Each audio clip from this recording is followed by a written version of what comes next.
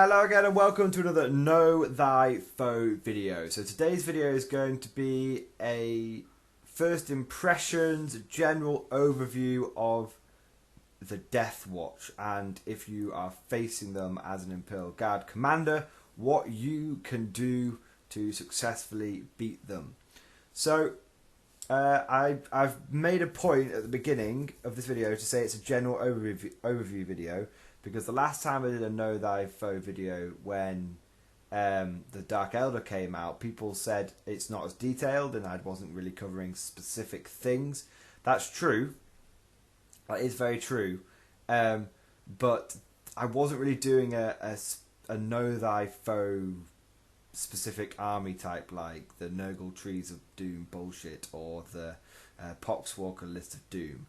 This is a first impressions of Deathwatch and how I personally, tactics I've used to successfully beat them.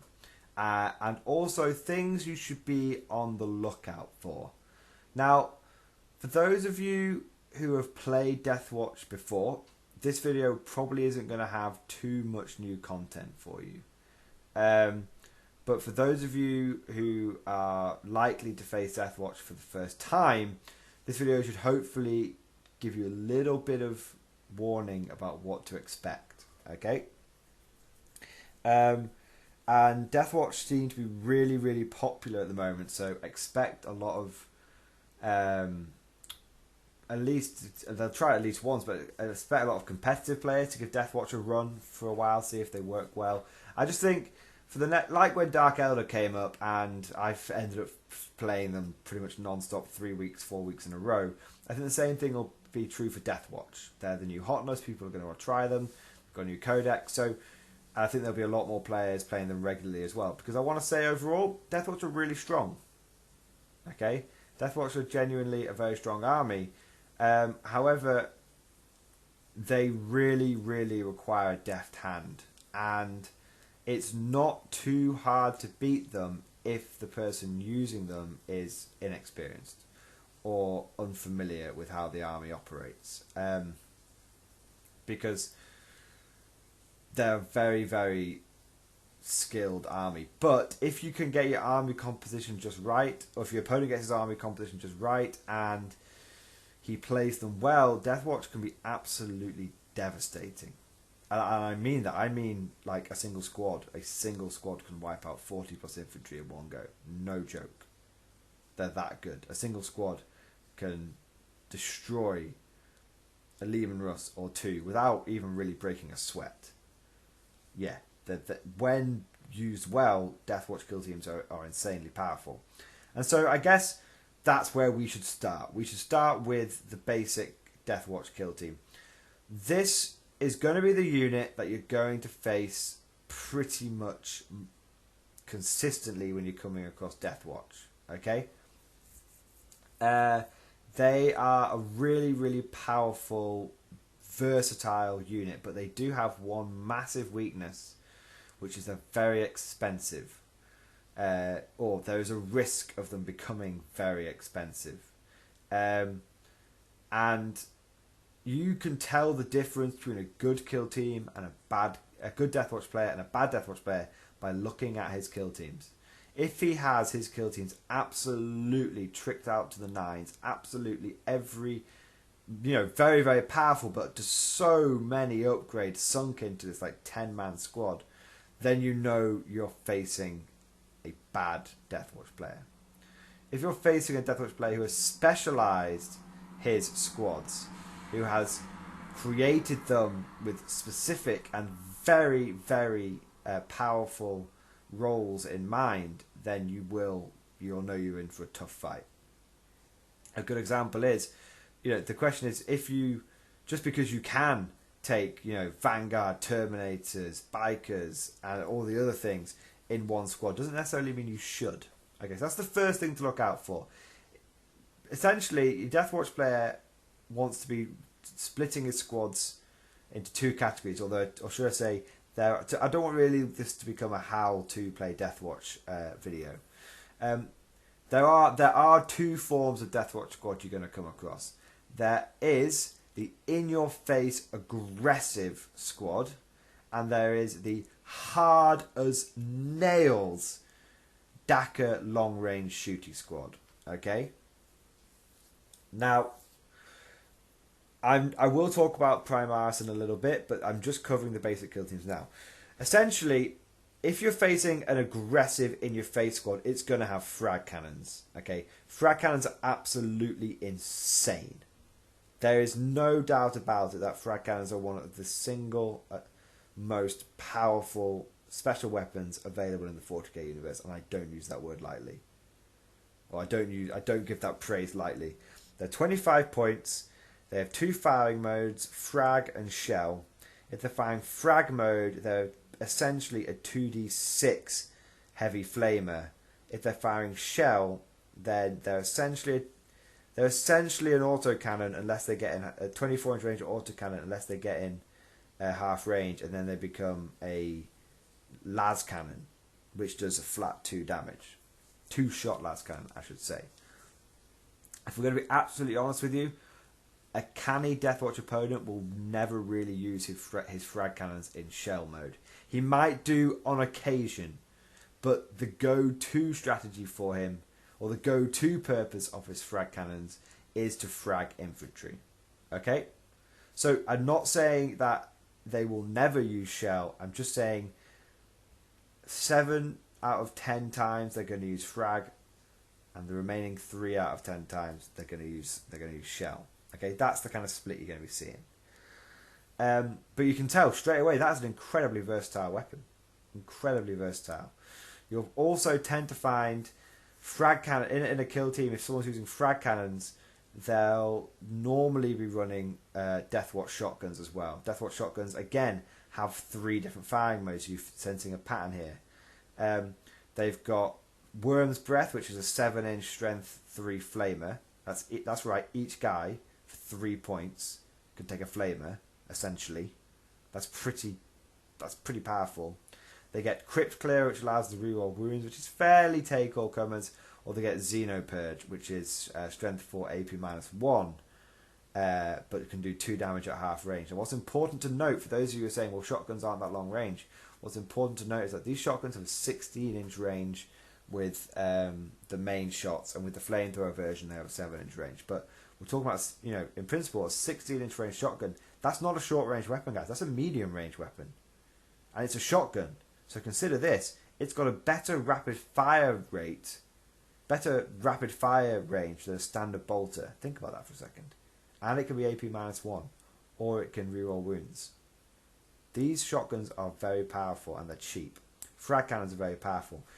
To give you an idea, they will shred your infantry. To give you an idea of how good frag cannons are, okay, in my most recent game against Deathwatch, I had 40 infantry surrounding my wall. 40. That's full 4 full 10-man squads. Okay, and my opponent jumped out of a Corvis Blackstar. They were surrounding my warlord, by the way. My opponent jumped out of a Corvis Blackstar, and he had the squad that you can pretty much see here. There's a few of the Deathwatch models off camera, but he essentially had 4 frag cannons, 2 or 3. I think it was 3 shotguns, a Terminator, and a bunch of a few of the little bits and bobs. And I tell you what happened. He put 2 frag cannons into one squad, 2 frag cannons into another squad, and everything else into the final squad. He went Worm's Breath on all his shotguns, so he had 4d6, and he killed 3 squads without breaking a sweat. He then charged, because these guys have all got 2 attacks each. Every single one of these Deathwatch guys has got 2 attacks each. They're veterans. They're not standard Space Marines. Each one of them can take a power weapon. And considering power weapons are only 4 points a pop now, that's not even that expensive. And these guys are kitted out for close combat. So, shotguns, assault weapons, frag cannons. So he got in amongst me, and he killed my warlord and the squad. That's one 10-man unit killing 40 infantry. Oh, and there's an astropath in there. 40 infantry and 2 characters. They didn't even break a sweat. Battle Shock didn't even come into it. That's from one 10-man squad. So when utilised correctly, these guys are very, very powerful. Now the shooty squads that you're likely to face off against is... One minute. Is going to be bolters with... Basically bolters in cover. Okay. You see, Deathwatch have special issue ammunition on their bolters. And this includes storm bolters now. And what that allows them to do is it allows to customize, basically fire their bolters on 3 different profiles. Every weapon in this army has different profiles for firing. That's what makes them so versatile. And so you've got Stalker pattern, which gives you an extra 6-inch range and AP-1. You've got Hellfire, which gives you wounding on 2-ups. You've got Kraken, which I believe is the AP-2 round, but only 18-inch range. And you've got another one which ignores cover, which no one ever uses because it's literally pointless. You know, ignore cover or AP-2. You know, AP-2 is ignoring all cover, isn't it, when you think about it, guys? Yeah, it's a very silly round. Anyway. So, these long-range Dakka squads, what you'll tend to find is they will have quite a few standard veterans in them, and then a couple of Terminators, and probably a Vanguard veteran or 2 with Storm Shields. And the point is that you look at about a 9 to 10 man squad. Now the reason they've got the Terminators and the Vanguard veterans in there is to provide massive durability, okay, and long range firepower. Because what the you might also find Infernus heavy bolters in these squads, okay, or you will probably find at least one Infernus heavy bolter, and we'll talk about that in a moment. We'll talk about why in a moment. But the reason you have the Vanguard in there is you can give them storm shields, which makes the squads very difficult to shift with special weapons. And the reason you have the Terminators in there is, well, they have a 5-up invuln, but they've got a 2+ save, which means in cover it takes some serious firepower to shift these guys.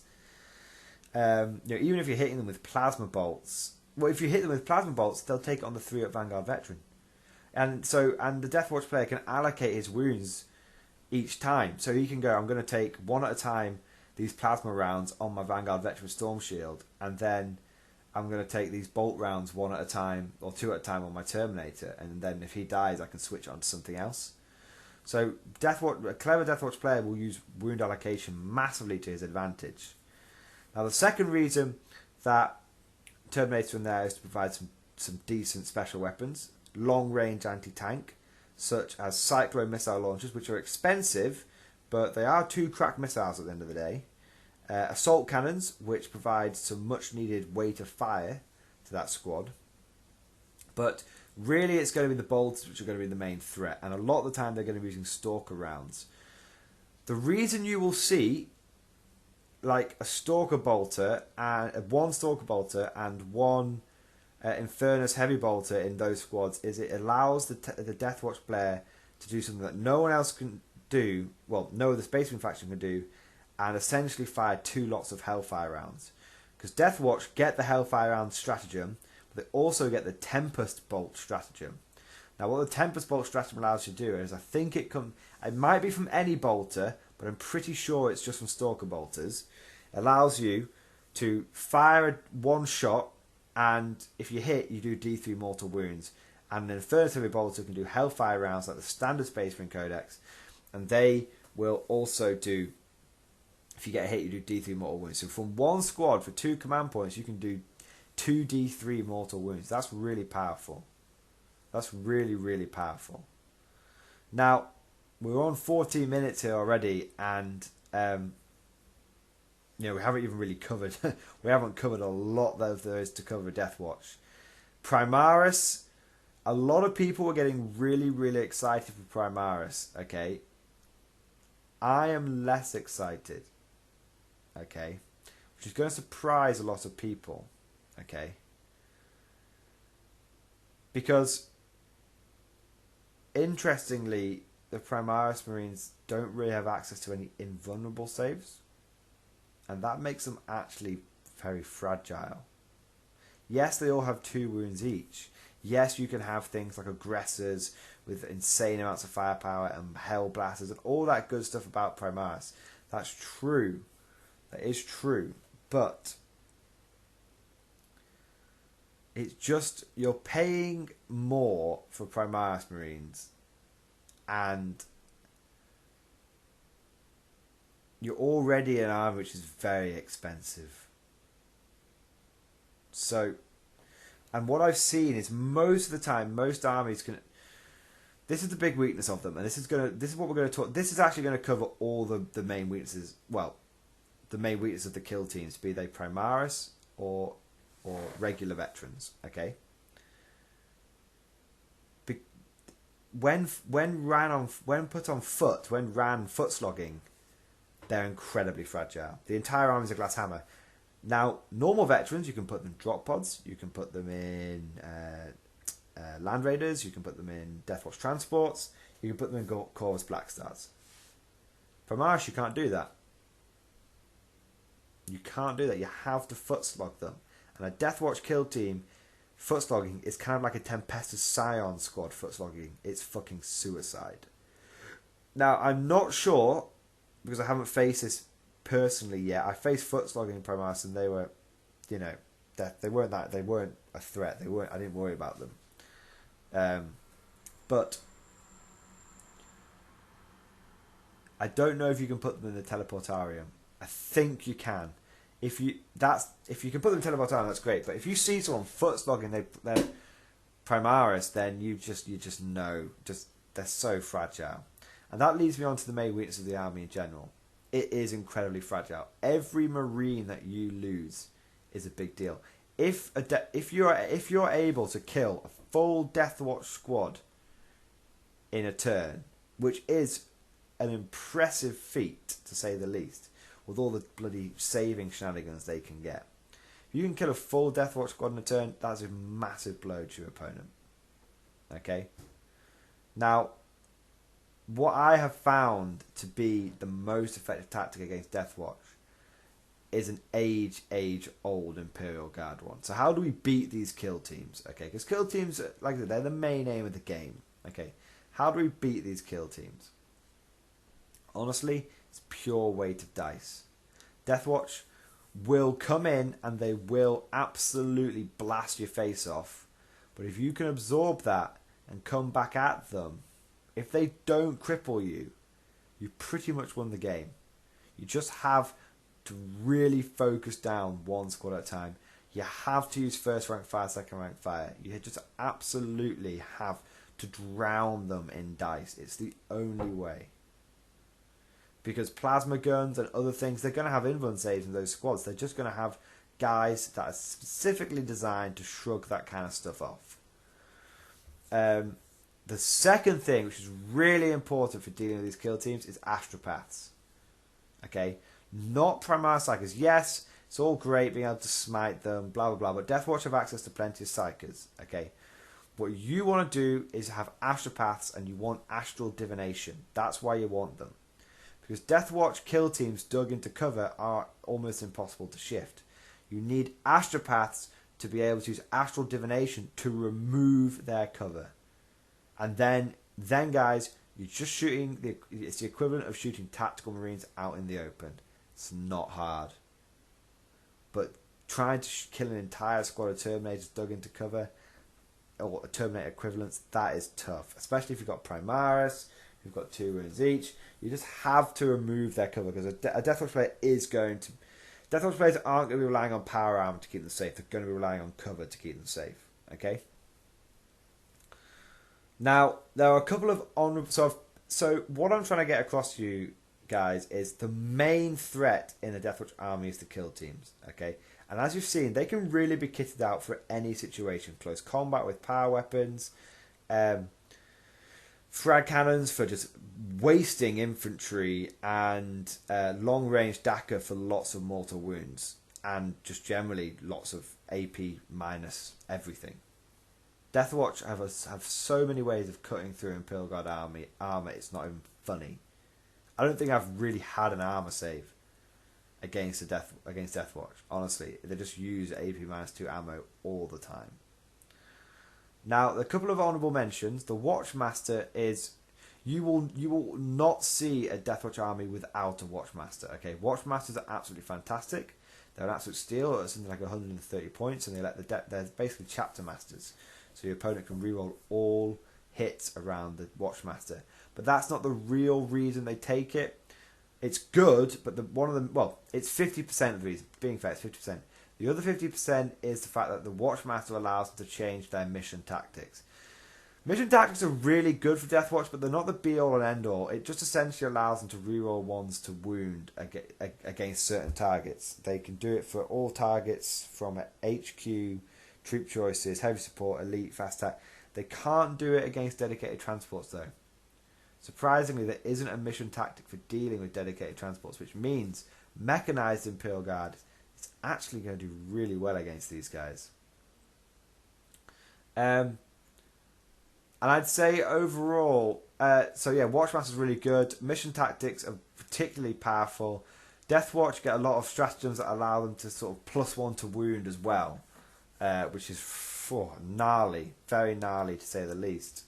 When you've got a full squad of those frag cannons unloading on one of your tanks, and suddenly it was 5 to wound, suddenly now they only need 4 to wound, and they're rerolling 1s.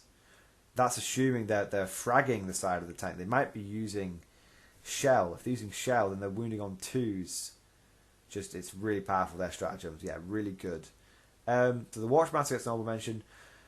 The Corvis Blackstar. Now, the Corvis Blackstar is the main source of armor for the Deathwatch. You won't really see them using like transports and Land Raiders. You might see them using Land Raiders, but you'll often find that Deathwatch take drop pods. Well, not so much now they've got a teleportarium, I'll admit. Not so much now they've got teleportarium. But you'll often find them using Corvis Blackstars to transport around their frag cannon squads. Because at most they're probably going to have 2 of these frag cannon squads.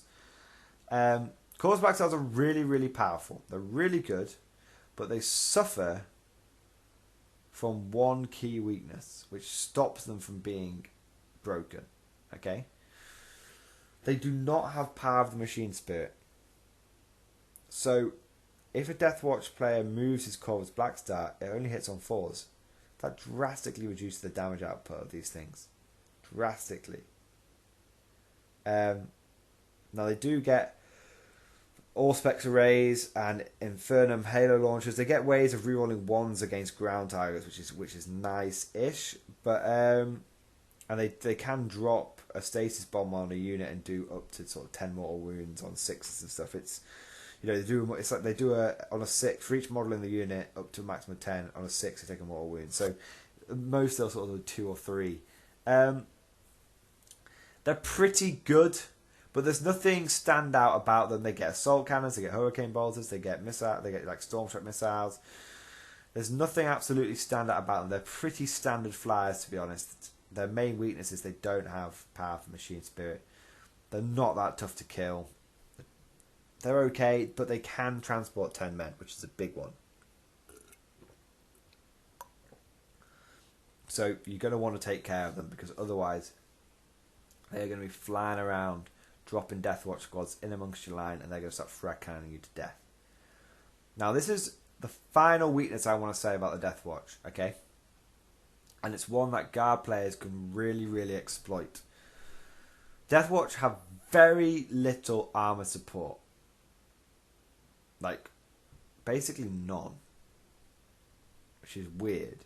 They've huge... The reason why about 15 minutes of this video is taken up on kill teams is because that's what is going to be doing all the damage to you.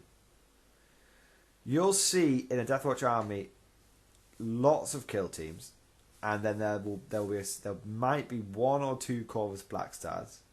There'll be like a Watchmaster and a Captain. And the only other armor support you're likely to see, you maybe see a Land Raider, but it's It's not even 50-50, it's 75-25, you won't. But you will probably see dreadnoughts. Specifically, you'll probably see venerable dreadnoughts. Deathwatch love their venerable dreadnoughts, and for good reason. Venerable dreadnoughts are really, really nice.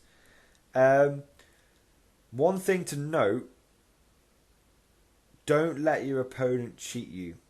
Special issue ammunition does not affect the Storm Bolter on dreadnoughts. Okay, they don't have the special rule.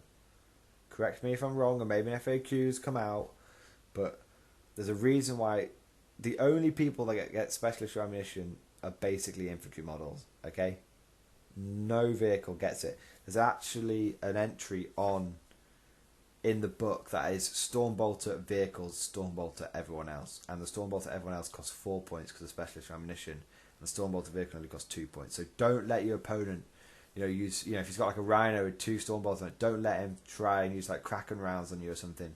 Just don't let him. Just point out that they don't get the special issue ammunition. That's something to be aware of. Something that a couple of Deathwatch players I know have tried that on me. I'm pretty sure they didn't know it's a new army, they weren't familiar with it. But yeah, you got to be careful. They don't get special issue armor on that. So that's pretty much a first impression of the Deathwatch guys. They're a really nice army, really powerful, but they have to be used well. Their number one weakness is they're very, very weak in terms of durability. You can make them really hard as nails, but at the end of the day, no matter how hard you make them, they're still just Space Marines.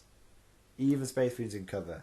So they're really tough. They're really, really shooty, but they're not that tough. They are difficult, but they're not that tough. And they have very little armoured support. The ways you beat them is you use weight of dice. You've got to remove their cover, and you want to have easy armoured superiority over them. Deathwatch do struggle to deep strike in and get straight at your tanks. Proper screening will help against Deathwatch massively. But number one thing you want to take away from this, if you're a new guard player or you're facing Deathwatch for the first time, is frag cannons are the most powerful weapon they have, and expect a Deathwatch player to be running 10 of the things. I'm not even exaggerating. Okay, they're that good. So, hope you guys enjoyed this video. Hope you guys have enjoyed this sort of first impressions overview. It's kind of been like a faction overview of the Deathwatch, and it's also been things to be, if you're thinking about collecting Deathwatch. It's also been a bit of a sort of what to look out for. What to expect. What are the nasty surprises? Tempest rounds, frag cannons, heavy thunder hammers. Surprisingly, aren't really a big deal. One last thing I want to say, quick 1 minute bit. What about if you were going to add Deathwatch to your army? Okay, you wanted a squad of Deathwatch. Pretty cool. I will say that's a pretty cool idea. How would you go about doing it? Okay, well, you're basically going to want just one squad. Okay, because these guys are expensive. It can be very easy for you to run away with them and spend half your points on them and not have enough for the proper guardsmen. Okay, but what you want is one squad. Trick them out however you want, but this is the thing you need to keep in mind. Give them a specific purpose in your army. Okay, if you are struggling to deal with clearing out enemy screens and you want some Deathwatch to do that, there are other options. But let's say you just want Deathwatch to help you with that, then you want frag cannons. If you are struggling to be able to hold on to your home field objectives, then you want to be doing the digging in squads with the Terminator, the Vanguard, and the Stalker Bolters. Okay, they're the things you've got to be careful for. They're the things you've got to be utilising if you want to use Deathwatch. They're very specialised, And I think a lot of people get into the trap of Deathwatch. This is the last thing I want to say. They see the fact they've got special issue ammunition, and they think that means that a squad can do anything. No. What that means is one of your squads, you're going to want to be using them to be basically focusing on one kind of special issue ammo. If you've got a lot of frag cannons and you're going tank hunting with those for close range tank hunting, you're going to be using the AP-2 rounds a lot. If you've gone for a lot of Infernity bolters and Stalker bolters, you're going to be using the Stalker pattern ammo a lot. Just because you have special issue ammo, and just because that's versatile, doesn't mean you should be building Deathwatch squads that can take on anything. No, Deathwatch squads need to be specialised. Really specialised. Otherwise, they'll just die and you're just paying too many points for a model that's too fragile. Likewise, if you are a guard player and you see someone who has got these massive kill teams, like 2 or 3 massive kill teams, all you have to do is focus fire on one of those kill teams to absolutely cripple your opponent. So guys, hope you enjoyed this video. Thank you for watching. Leave lots of comments and I'll see you guys next time.